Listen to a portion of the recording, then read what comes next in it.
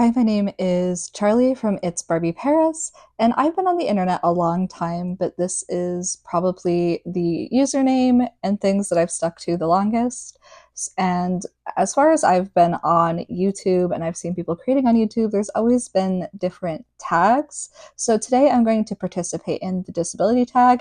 It was created by this creator right here, from what I can find. There are 9 technical questions in this, and then the last one is to tag other creators. I know I am new to YouTube, and some other friends of mine are also new to YouTube. So if you are viewing this, I tag you. So there are 9 questions, and let's get into it. The first question is, what is the name of your disability?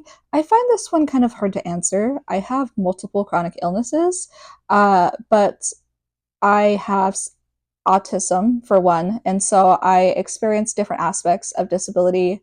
And regarding that, I have a related learning disability to mathematics. And so I'd say for autism, it's definitely more sensory processing is the actual disability that I'm experiencing, as well as interacting with people. But I'm autistic. I have sensory processing issues. I have several diagnoses, but I'll try to keep it brief. Um, I have hypermobile Ehlers-Danlos syndrome, and so that is related to a bunch of different health issues that I have. I have things like ankle instability. I also have POTS, which is a comorbid condition of Ehlers-Danlos syndrome, as is autism. So many things are connected, which is super interesting. But to answer that, it would be a variety of things. It would be things from sensory processing to pain and dislocations in my joints and my body, as well as rising heart rate, low blood pressure at times, things like that. The second question is, how does it affect you? And I've kind of answered that a little bit, but I thought I would go into it a little bit more. I probably kind of gloss over a lot of what I experience. I experience daily pain, also frequent issues in my joints. I injure myself quite a bit. And so between that, my POTS, my reliance on certain medications, I'm homebound quite a bit. And so it affects me in the way that I'm not able to go out and live a normal, quote unquote, and typical life. And I spend a lot of time at home. I'm constantly plugging holes in a sinking ship, sometimes it feels like. And that's like just more my body stuff. For autism specifically, I struggle educationally. I have more or less a bachelor's degree, but I am struggling to pass the mathematics. And so, in many ways, I feel held back because of that. Not necessarily autism itself, but different aspects in a way that autism manifests for me specifically. Next question is, how and when were you diagnosed? And so, for both of these, it happened for me around the age of 23.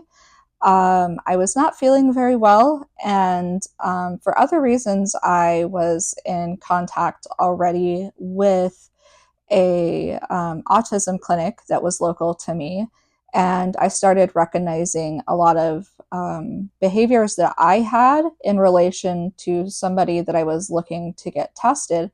And so I went and I got tested, and I was diagnosed with autism then.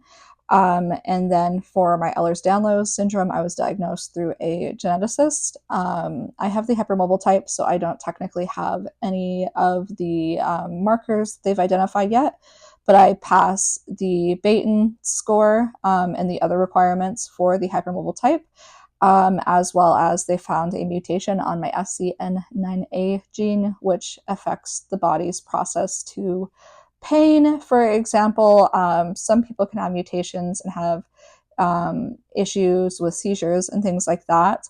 A lot of the people you see who can't feel pain or can't feel different things have another mutation on an SCN9A gene. And so there's a lot of different things that can cause and that can do. It affects me also. I have something called erythromyalgia as a result of that, and that is also known as the man on fire disease. And I experience it in my feet and my ears primarily, where I essentially just get very hot and red and hurt. And so that's kind of what my diagnostic process looked like. Is I had to see specialist. I originally was referred to a rheumatologist who agreed that my joints were having issues, and I had a positive rheumatoid factor at some point, but they agreed that it didn't look like a rheumatoid arthritis, and then I saw the geneticist, and so that's kind of where I've been from there, and I've been monitoring my levels and things like that to make sure that what's causing all of my symptoms couldn't be something else as well. Next question is essentially, are there things that you would like to do that you are no longer permitted to do as a result of your disability? And for me, like I said, I'm waiting to finish my degree. I'm very nervous continuing my degree without the proper support in place. And so I want to make sure that that degree program in that university is able to accept and work with me and assist me in getting some mathematics help. The next question is, what is one experience that you have had that you would not have had if not for your disability? And I've talked about this a lot on my different pages, but what immediately comes to mind is I am a service dog handler, and one time I was supposed to go and get a consultation to remove my Nexplanon device from my arm. I had my service dog with me, and I was greeted at the door by an employee with her finger on my face telling me no. And I tried to be really chill, really calm about it. And I said, like, essentially, no, excuse me, ma'am, within the state of Florida, I'm within my rights to have my service dog with me at my appointment. And she just said, we'll see. And then it was just this really big mess where another employee came out and asked about the dog and was like, is that a doodle? And I was like, can we just talk about like what just happened with that lady? Like, am I good to be here? And then the lady comes back and starts yelling at me, saying that I'm lying and that I'm making this all up. And it's like a whole back and forth thing. And then they try to reschedule me, and not for my own safety or comfort or anything like that, just because there was not another nurse that was available that day. She would have been the nurse that I would have had to see. And that was not the case. She did not want to give her name. She did not want to give anything. I finally did get her name, and we tried to contact them. And they essentially told me, which I think is really messed up. Again, if you're disabled, you probably understand that we're on a limited budget more often than not. And so I don't just have a lawyer on retainer, but they said essentially that they could not speak to me without the presence, basically lawyer to lawyer, that they would not speak to me. So that's where that chapter ended. And they actually got my Google review taken off of Google, even though it was entirely factual. And should have been well within the terms of service. So that's one thing that happened to me that was absolutely awful. And it has, I think, affected me long term as a service dog handler in my confidence and in my anxiety and in my stress. Like, I constantly worry, am I going to have issues at a new place? I don't want to go to a different place. Like, we've been going to this movie theater. It's not the most accessible, but they have not given me any trouble with accessibility with my dog. And so I'm scared to go try, like, say, the AMC theater, because what if I make a whole day and a whole plan around taking my service animal going to see a movie? My dog's done multiple movies. And I experience an accessibility issue when I haven't at the other one, even though it's not perfect. And so that's things that I have to think about quite a bit. The next question is, what has your disability taught you? I think specifically my disability has taught me a lot about people because disability is not a monolith. And so I think once I have joined the community, I have learned so many different stories, and I've learned about so many different things and so many different conditions, and how a lot of other people live their lives and how a lot of them are very similar to mine, and how so many are so different. And that's been, getting to know the community has been one of my great joys in life. The next question is, how does your disability keep you thinking about the future? And I think I've addressed this in several different ways, but again, trying to figure out when's a good time to go to school, trying to figure out what's a good and safe place for me to be, such as what movie theater is the safest and most accessible option for myself. The next question is, if you could tell your younger self something, what would it be? in relation to your disability. And I think for me, that would be telling myself that it's okay, that there's going to be hard times, but you're going to understand a lot more of yourself really soon. And the things that other people maybe neglected or put off, you're going to figure out, you're going to get help for, and things will get better for you.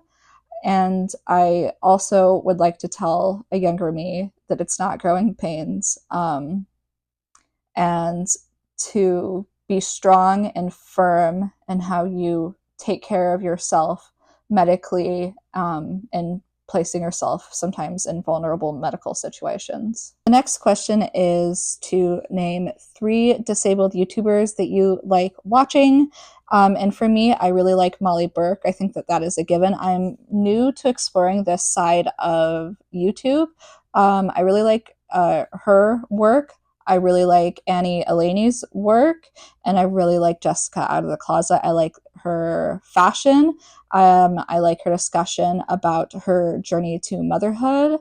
I like her children's book discussions. I think she's great. I think Annie Eleni also makes incredibly well thought out videos, that are evergreen in nature, and I would aspire to be something like them, in my content creation, where I create content that I think is so evergreen and so helpful to some people, that it stands the test of time. And even if they're not someone who is putting out videos all the time, it doesn't matter because their content is so good and stands on its own. So that would be the 3 YouTubers that I personally would recommend within the disabled sphere. Wrapping up, my name is Charlie. My main diagnoses are autism and hypermobile Ehlers-Danlos syndrome, and POTS I would probably include in that. And I have a lot of side issues. I'm an ambulatory wheelchair user and a service dog handler. I live in the sunny state of Florida, and I will talk to you soon.